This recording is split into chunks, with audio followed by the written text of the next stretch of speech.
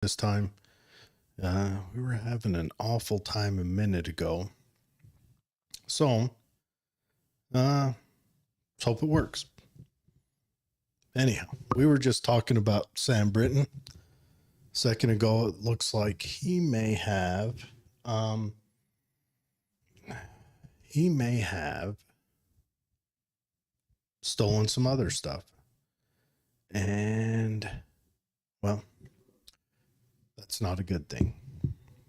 Not a good thing. I've heard it said, a lot of people have been really hard on this, and some people have said, mention, okay, good, Dot Connector. Thanks for coming in. A lot of people have mentioned that they've said affirmative action hire. They've said a couple of things, and I can't argue with it. I really can't say that they're wrong when he there's obvious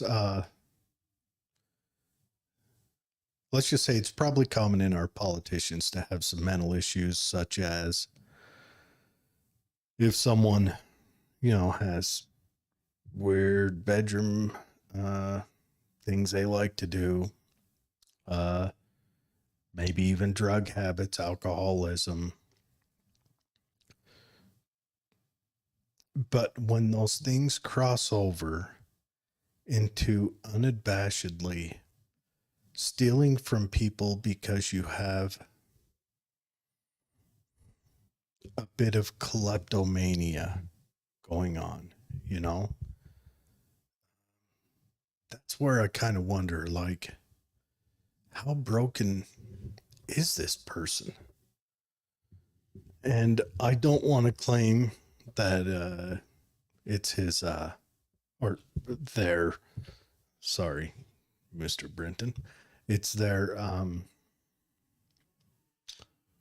weird sexuality that causes them to do that.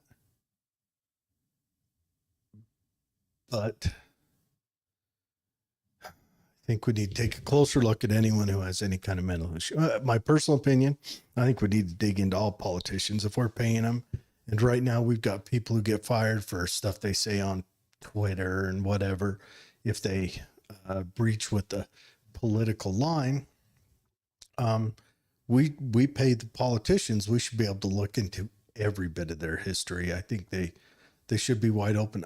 Honestly, I think also their their finances, their financial history, their how money moves, all that. We should be able to look at all that. But that's just me. Anyways. And then we were talking about how we're on the eve of World War III. I believe it was Einstein who said, I don't know what weapons will be used in World War III, but I know sticks and stones will be the weapons of World War IV. So we were talking about prepping. I think everyone should get a plan, make a plan, have a plan. Get some food, get some water. If you're in a place that you can, get some security, some defense. You never know. But we're in interesting times. So let's get on with the story, and then we'll round out the show with, kind of a little thoughts of today. Let's find the story here. Gotta scroll back up. Now, this is just a regular old kind of internet story. Hold on. Gotta set this up.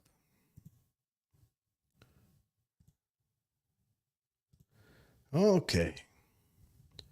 12 of history's most baffling mass hysteria outbreaks. And I will adjust that so that it's not covering up half my face. But let's go through this. Mass hysteria or collective delusion outbreaks are more common than people realize. Most are familiar with some of history's most dramatic mass hysterias, such as one surrounding the Salem witch trials. We have talked about that before, but other outbreaks have come and gone without gathering much attention or causing as much harm as that of Salem. An example of a more prosaic mass hysteria incident occurred in 2012 when a student in Leroy High School in upstate New York began twitching and convulsing, and within a short while, dozens of other students started twitching and convulsing as well. There were no physical cause. It was all in the kids' heads. And it sounds like Tourette's suddenly became a catchable ailment. We're not going to read any more of the opening. We're just going to go right into it. Oh, here's some instances. The cat nuns of France. And this one is kind of my favorite just because it's semi-harmless, but it's kind of weird. Before the modern era, many outbreaks of mass hysteria occurred within religious institutions. Convents were in particularly prime grounds ripe for the eruption of a contagious mass delusion. That was because convents, especially in medieval days, contained large numbers of nuns who had been forced into them by their families. Once in, they were compelled to lead lives they may have found disagreeable. Inside the convents, many of the unfortunate girls or women forced into becoming nuns were confined in prison-like conditions that led to a stressful lifestyle that was not of their own choosing. Among other things, the nuns were expected to be celibate and submit to poverty, hard work, and unquestioning obedience to authority figures who had the right to compel compliance. Often they were compelled with coercive measures ranging from the imposition of extra labor to confinement in cells or withholding food and water. Physical chastisement and punishment were also available. This ranged from whipping and caning in-house to turning over the most defiant nuns to ecclesiastic courts. If things went particularly bad, they could end up with a hard-headed nun getting burned to death for witchcraft or demonic possession. I would like to dig in more on that and see how often that happens or happened. But anyways, so nuns are at the time sometimes forced by their family into a convent. Maybe that was so the family could fulfill some hopeful wish that God would smile brightly on their family if their daughter, sister, whatever, did service, or maybe she was a pain in the butt, or maybe she was, boy crazy, whatever. So it was kind of like, I would say, like going to prison or like being drafted into the military, maybe even worse than the military.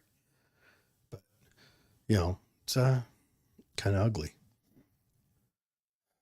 Such conditions of communal long-standing stress and fear are textbook causes for the outbreak of mass hysteria, so it is not surprising that nunneries frequently experience eruptions of mass delusions. One of the more bizarre incidents occurred in a French convent in the Middle Ages. A nun started meowing like a cat, an animal viewed in Europe at the time not as cute and cuddly pet, but as being associated with Satan. Soon, other nuns in the convent joined in and started meowing, and before long, the whole convent was meowing. It eventually became chorus-like, with all the nuns joining in collective caterwauling for several hours each day. Understandably, the cacophony alarmed and upset the neighbors, particularly in light of cats associated with the devil and demonic possession. Pleas to stop were not heeded, so soldiers were eventually called in, ordered to whip the meowing sisters into silence, and that finally brought the mass hysteria outbreak to an end. So, as the story goes, the nuns, one nun started meowing, and then eventually they were all meowing. And if you dig into deeper on this story and other stories of it, first came out, I think, in 1855 from a physician, a German physician at the time, wrote about it in one of his doctrinal theses or whatever on this incident. And he named the nunnery, he named all the stuff, and it went on for weeks. And they threatened, first they threatened the nuns, and then they would quit, the townspeople would quit dealing with them, quit selling with that to them. And then because nuns, you know, they kind of hold a special place in Catholicism, and so they were kind of a bargaining chip in the town, or something important in the town. And then they brought in soldiers acting as police to force them to stop through corporal punishment. And then there was also threats of death, but that one went on. And then you've got the biting nuns outbreak. Okay, again, in France. Across the Rhine from France, in Germany. Oh no, this one's in Germany. Similar stressors led to a mass hysteria outbreak in the 15th century. It began when a nun started biting the other sisters in her convent. Before long, the behavior spread, and the convent was full of crazed nuns running around and biting each other. And it's 15th century, so maybe 1588. I might have got numbers wrong. You guys don't come here for my exactness or my intelligence. You come here probably because you're bored. A nun in German nunnery fell to biting all her companions. In the course of a short time, all the nuns in this convent began biting each other. The news of this infatuation among the nuns spread, and it now passed convent to convent through a great part of Germany, principally Saxony, and it afterwards visited the nunneries of Holland, and at last the nuns had biting mania even as far as Rome. So this one sounds like it just kept going. All right. Is the stream still going? Yes, it is. Oh, goodness. Lucky us. So this one kept spreading. So it sounds like it started in that kind of border region between Germany and France, and just kept going and made it all the way to Italy.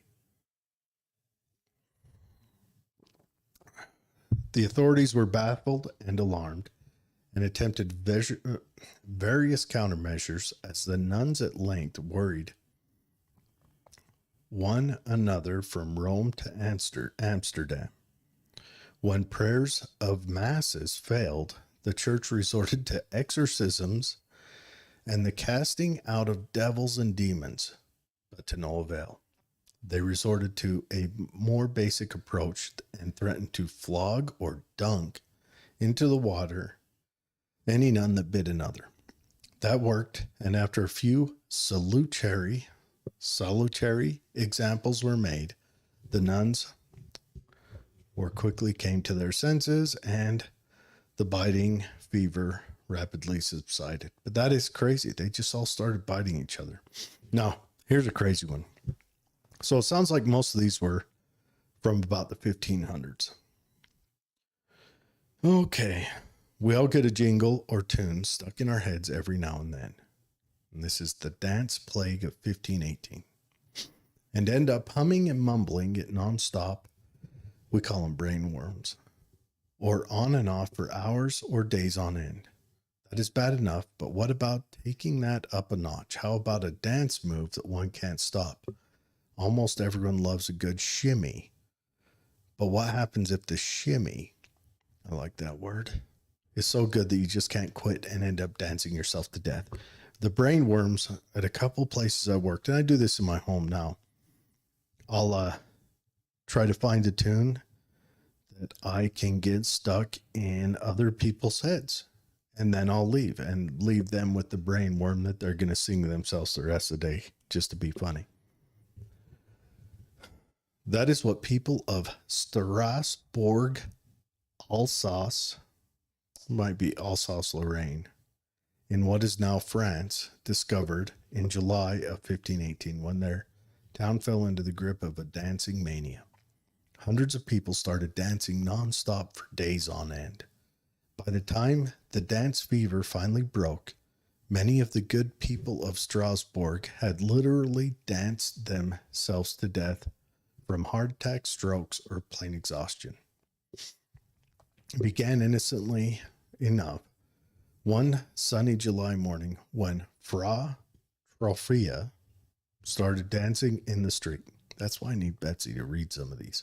Onlookers clapped, laughed, and cheered her high spirits and joie de vivre. Yay, Jared, you stumbled over that one. As she danced and danced and danced some more. Fra Trofia danced without rest or respite for 6 days, and within a week she had been joined by dozens of her marathon dance, mostly women.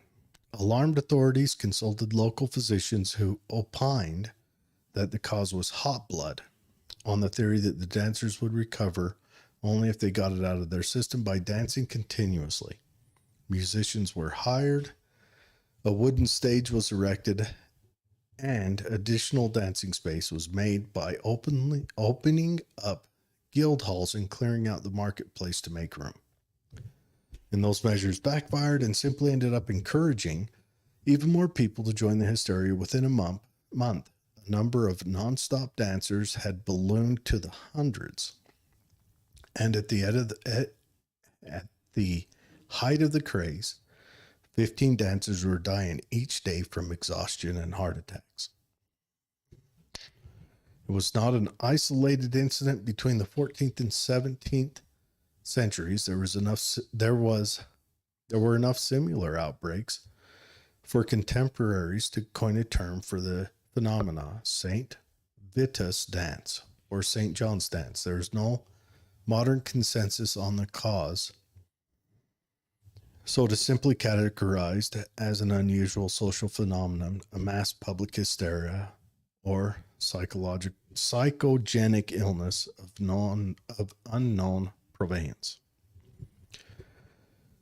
Milan poisoning scare. Europeans of the 17th century were prone to fears that nefarious people planned to spread a plague throughout Christendom via sinister means, such as sorcery and witchcraft or mysterious poisonous gases. Those standing fears were exacerbated in the city of Milan, Italy, after its governor received a message in 1629 from King Philip IV of Spain, warning him to be on the lookout for 4 Frenchmen who had escaped from Spanish prison and might be en route to Milan to spread the plague via poisonous and pestilential ointments. Yeah, there's a word. I don't have a clue what that means. Anyone in the comments knows, please let me know.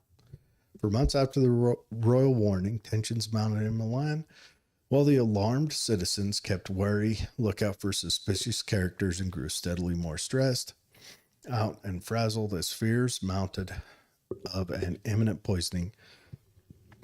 The city sat thus on a powder keg for months before finally erupting in what became known as the Great Poisoning Scare of Milan. It started on the night of May 17th when some citizens reported seeing mysterious people placing what appeared to be a poison on a cathedral partition. Health officials went to the cathedral but found no signs of poison. The following morning, the Milanese woke to find that all doors on the main streets had been marked with the mysterious daub. Health officials inspected the daubs but found nothing harmful in them and concluded they were pranked by some mischievous actors with a sick sense of humor, getting some laughs out of the citizens' fears. Official reassurances were unavailing, however, taking the mysterious Dobbs as a sign that the expected poisoning attack had finally arrived. The Milanese went into a city-wide bout of mass hysteria and began accusing random people of acts of poisoning, ranging from passers-by on the streets to various nobles to Cardinal Richelieu of France or General Wallenstein, commander of the armies of the Holy Roman Empire, at the time raging the 30 Years' War. Okay, so among the early victims of the hysteria was an elderly man who was spotted wiping a bench in church before sitting down. Mob of crazed women accused him of poisoning the seat and seized and violently assailed him in church and then dragged him to the magistrate while continually beating him on the way. And they ended up killing him en route. More tragic was the case of a pharmacist who was accused of being in cahoots with the devil when he was found with unknown potions. After prolonged torture and stretching on the rack, he changed his protestations of innocence to confessions of guilt, repeating whatever his torturers wanted to hear in order to end the pain, admitting to being in league with the devil and foreigners to poison the city. The pharmacist named other accomplices who were innocent of any crime. They were in turn arrested and tortured, and to end their suffering, they named yet more innocents, repeating the process. All were tried, convicted based on the confessions extracted under torture, and executed. As a mass hysteria, mounting insanity tightened its grip on the fevered city, a high number of Milanese stepped forward to accuse themselves.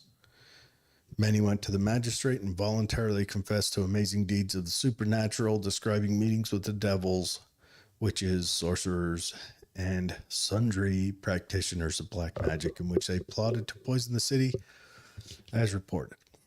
The number of persons who confessed that they were employed by the devil to distribute poison is almost incredible, and many were executed. And then, of course, Lille boarding school witchcraft hysteria. Antoinette Bourignon, a pious but mentally unstable 7th century French woman, founded an all-girls boarding school in Lille, France. Lille, L-I-L-L-E. Lille. One day in 1639, upon entering the classroom, Madame Bourignon imagined that she saw a swarm of little black angels flying around the heads of the schoolgirls, taking fright. She told the children to beware of the devil, whose little black imps were buzzing all around them. The school headmistress developed an obsession with little black imps hovering around her ward's head and kept warning the schoolgirls daily to watch out for the devil. Soon, the impressionable children came to believe that there were indeed little black demons flying all around them. Before long, Satan and satanic possession became almost the sole topic of conversation at the school. We'll get to some of my thoughts after we slog through these. One of the girls ran away, too frightened to remain in school, infested with little black devils who might possess her at any moment, as Madame Bourignon, and her staff never tired of warning the students. When she was brought back, she claimed not to have run away, but to have been carried away by the devil, and that she was a witch and had been one since 7. Upon hearing that, about 50 other school girls started having fits when they came to, joined in a Me Too rush, and claimed to be witches as well. In their clamor to confess, the children competed to outdo each other with the details of their, dark deeds.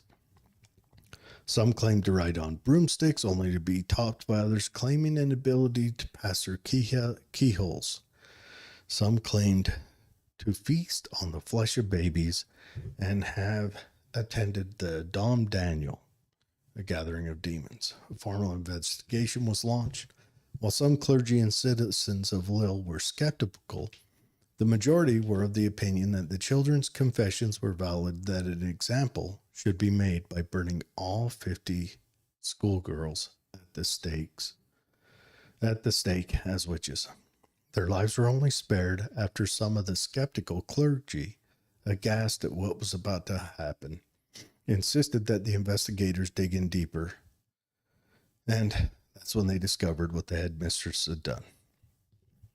And so so the blame was shifted to Madame Bournon, who barely escaped punishment after the authorities, unsure of her sanity and tired of the whole affair. They just shut the investigation down. Irish Fright of 1688.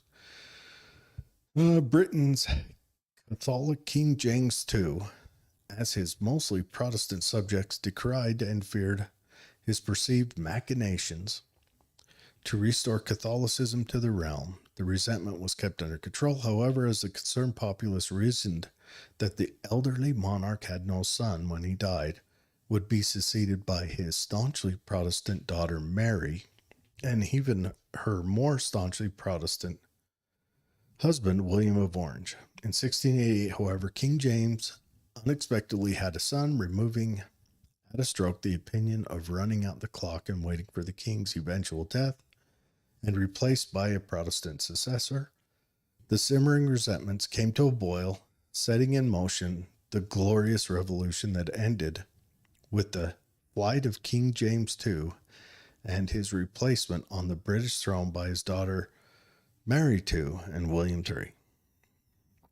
In the interim between James' flight and his replacement by William and Mary, there was no government, and fears of anarchy and lawlessness gripped the country. The greatest manifestation of those fears came to be known as the Irish Fright, which centered around an Irish army that James II had brought to England towards the end of his reign in an attempt to prop up his tottering throne.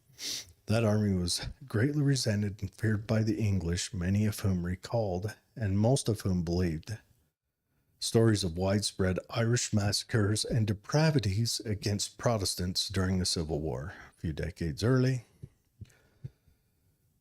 Many English people were thus primed to believe that the Irish were predisposed to savagery and capable of any atrocity. And then the Catholic Irish forces, court in England, were readying themselves to fall upon the English to massacre, rape, and loot. All right. So people just went crazy over it. I'm not going to read through all these Salem witch trials. We're all familiar with that. Hammersmith ghost hysteria. Sum it up in London. There was a recent suicide that when it was buried in the Hammersmith cemetery, the whole town started to come and say they saw the ghost of the recently deceased woman, and the whole town reported it. And so armed citizens would go out and patrol, and a couple people who were out walking that night, such as a blacksmith, were shot at, and some of them were killed. Okay. We've got the Halifax slasher. A lady comes home from a bar. She has a cut on her head with the razor blade. Next thing you know, the whole town is going crazy about it. These ones aren't as fun. So, I want to go into this one. McMartin preschool child abuse hysteria. This one is close to home. This is kind of the kickoff, or maybe not the kickoff, maybe the high point of the satanic panic. 1983, a mentally unstable mother. Okay, now this mother was schizophrenic. She was not just me saying it. This was the doctor said it. And she was on medication for it. She had I believe it was a 4 or 5-year-old son. The Buckleys ran a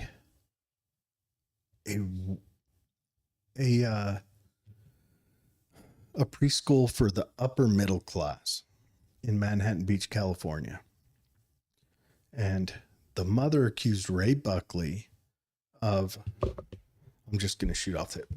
Mother accused Ray Buckley of molesting the son. So when the police pull the kid in for an interview, this kid is 4 or 5. So the police, I guess, not understanding how to talk to a kid, they kind of grill the kid and keep it going. And the kid starts telling them about tunnels into Mexico and about how the McMartins would sacrifice babies in front of the child. It was almost like they were pulling imagination out of the child. So they fully went after Ray Buckley. He was put on trial for it. The preschool was shut down. The state actually dug up around the preschool looking for this tunnel that was supposedly about it. The child told stories about, and the timelines don't match up. The child would say at night, the Buckleys would fly him. And not just that. So the police put out a mention to all the parents in the newspaper that if your child goes here, we have suspicion of this going on, so bring them in. So next thing, all the kids are coming in, all these 4 and 5-year-olds. This is preschool, before kindergarten. And all these kids start kind of building off each other. Then I'm sure the police went from one room where a kid said, oh yeah, they took me in a tunnel to Mexico, to the next room. Oh yeah, they took me in a tunnel to Mexico too. And while they were there, they killed someone. And then, oh yeah, the next kid, oh yeah, they killed a baby. And then the next kid, oh yeah, and then we ate the baby, because the police would go in and unintentionally lead these very young children to those points. But yeah, they dug up the foundation around the school looking for the tunnel, and they didn't find it. I mean, there was nothing there. So, it's just crazy. They had social workers brought in. I believe the name was, her name was Key, if I remember. The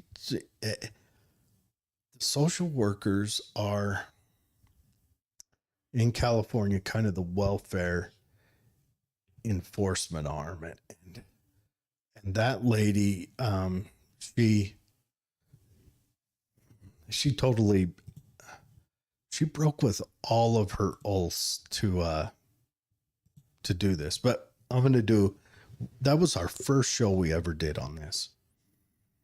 And I'm going to do another one on it. I'm going to do a redo, because the sound on it was bad. I don't think it's out there anymore. But I'm going to do a redo, because it was when we were brand new. I didn't know what I was doing. I don't know what I'm doing. I knew less then. So we'll read a few comments, and then I want to talk about what's going on now. Okay. All right.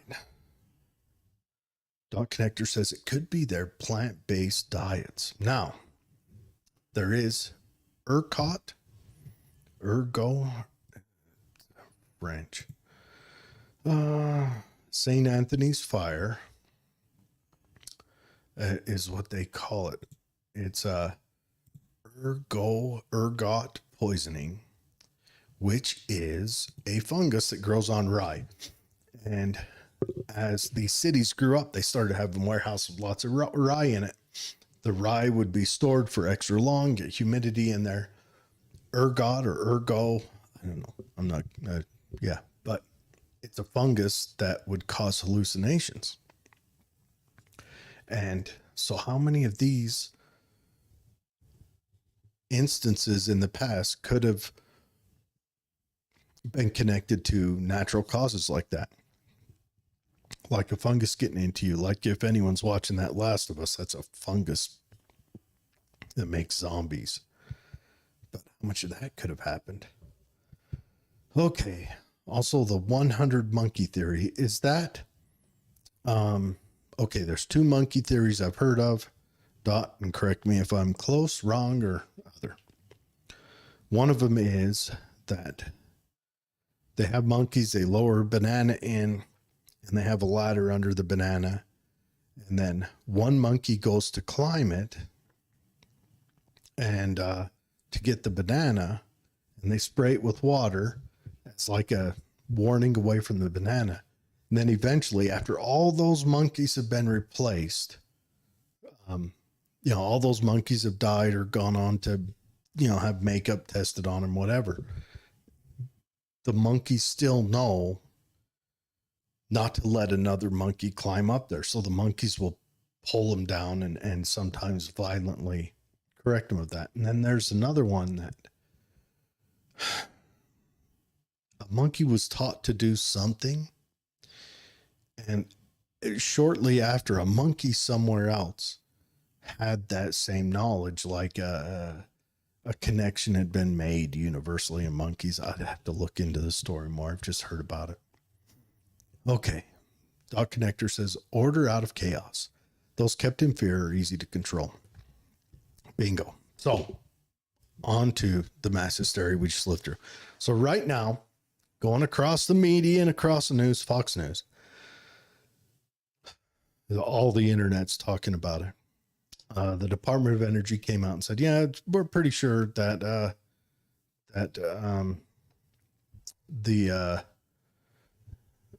the latest pandemic started in and I'm still using these keywords. Look, I'm trained to it because even YouTube, even Facebook, all trained me this way because they would do hard or light punishments on me if I said everything in clear English. So, now these keywords are on, but yeah, started in a lab in China. And then the head of the FBI went on Fox and talked about it. The FBI is pretty secure in its knowledge that that's where it started. All evidence points towards that. So CNN's in an uproar about it, of course, because they spent the whole time denying it. What is it? The Washington Post and the New York Times, total egg on their face. They've actually, from what I've heard, gone back in their records where they called people who mentioned this conspiracy theorists and scrubbed those articles. So articles that they'd written 2 years ago, they've scrubbed them and whitewashed them so that they don't have to, I guess, make retractions because they claimed to know better then. And come on. I mean, any moron could see what happened. It doesn't take a rocket scientist to know that what's easier, virology lab next door, or a bat flew thousands of miles, landed in a market to be ate. Nobody's going to be shipping bats thousands of miles to be in a market. I doubt here in the U.S. we ship chickens thousands of miles. I'll bet the chickens are relatively regional, but neither here nor there. Then we talk about everyone who came out. I mean, people came out, celebrities came out and said, we need to, not let people who don't get certain medical treatments go to the hospital or into public. I had people in my hometown, kind of friends of mine, who became kind of radical about mask wearing and things that they demanded. And that's sad to me. So I think it was kind of I think part of it was Trump derangement syndrome, where Trump was the guy in charge then, and where I shouldn't say because he was never lenient on that, but certain Republicans were, especially after that shutting down for 2 weeks and they saw the economic devastation that was beginning in just that 2 weeks. And so they're like, no, open it back up.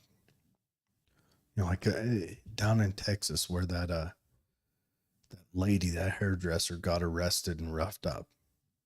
And Abbott didn't do anything, but his lieutenant governor did. His lieutenant governor actually kind of posted bail and really backed her. And I should dig up his name.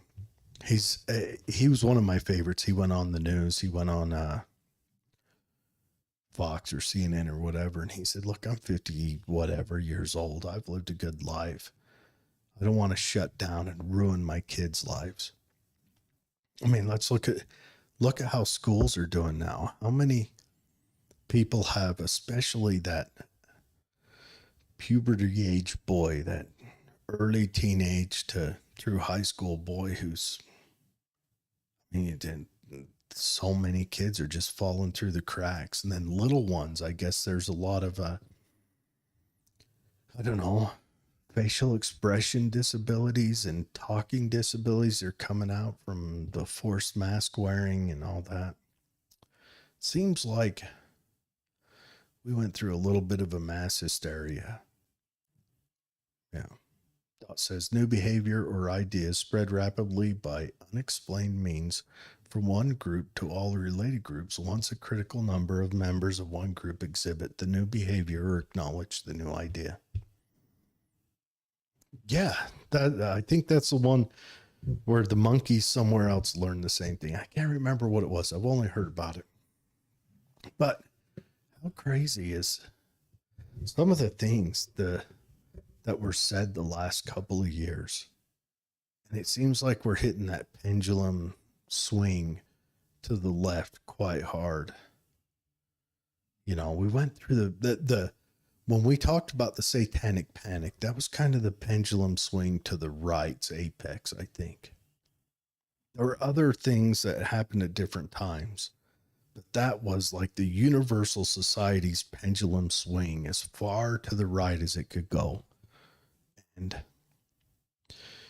I have to imagine that the COVID stuff and how people acted then is the pendulum swing as far to the left as it could go, because the left and in particular celebrities went off the deep end, especially late night talk show hosts. Some of the things they said openly, you know, just went off the deep end. And I'm wondering if any of them have thought to themselves, now that it's coming out that the jab isn't as helpful, you know, or what came out of Project Veritas. You know, I'm going to go ahead and make myself bigger here so you guys can see my mug. What came out of Project Veritas?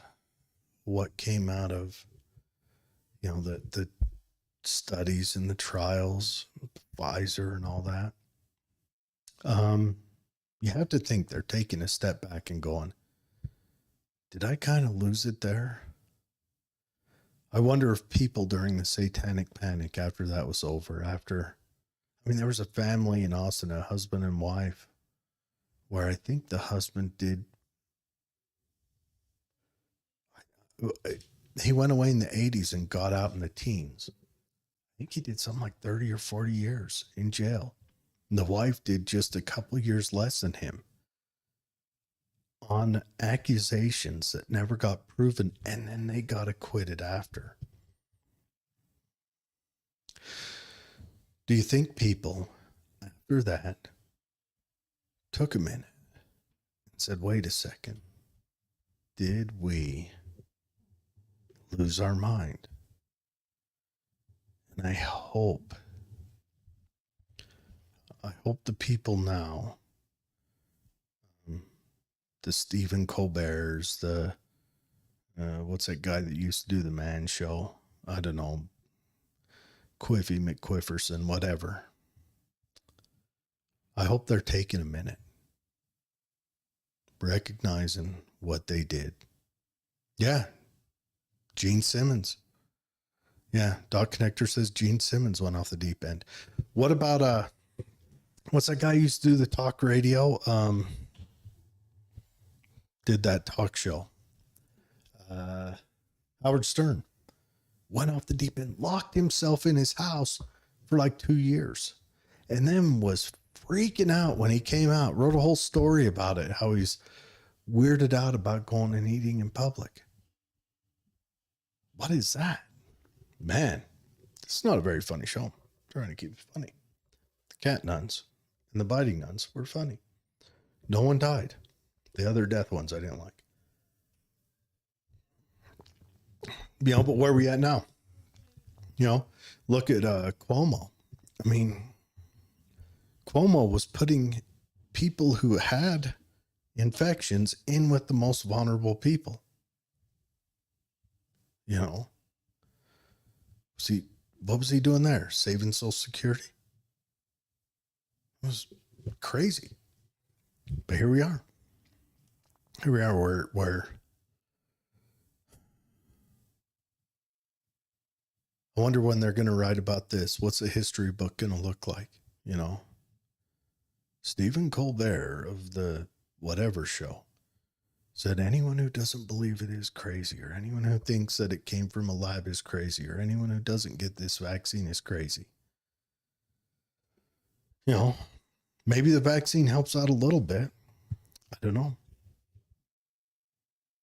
But the reaction is a little crazy.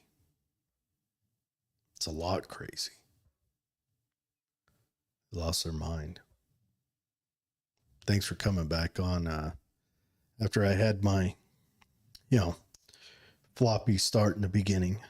I had to go through some settings got changed. I don't know how. It doesn't matter how. It just happens. But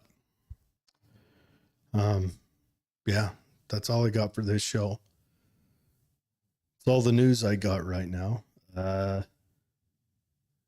Hopefully Turkey and Syria is recovering from their earthquake okay. I haven't even looked up what the latest numbers are. That's the earth getting mad and finishing you off right there. And of course got Palestine, Ohio. Yeah. Or Iowa. Is it Iowa or Ohio? Those are two different places, right? I'm in Utah. We're a bit away. But you got Palestine. Yeah. Thanks for coming back on, King. But yeah, you got Palestine. I mean, that place. I prayers to those people. I hope they make it okay. That's that's going to be long term. They're going to be finding cancer in those people years from now, I'm afraid. Get those tests, and of course, hopefully we don't start World War III in the interim. I guess that might finish us all off. But yeah, hopefully Betsy will be back next week. She wasn't able to make it in this week. And but if not, I will be back next week. Next week, I've got to warn you, the show I'm planning is going to be quite controversial, but not in any of the mainstream way. It's just going to be me kind of stream of conscience about I'm picking out a serial killer, and I want to dig into possibly what made him and maybe causes for other ones. But until then, we got to mention, it is the week, the anniversary of the kickoff of Waco.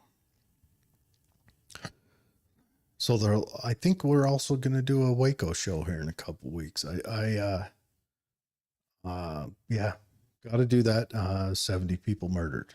But anyways, you guys have a good weekend. Be safe. And yeah, let's run over to Facebook and see if anything's going on over there. But be safe, and we will see you next week. All right, Christy and James.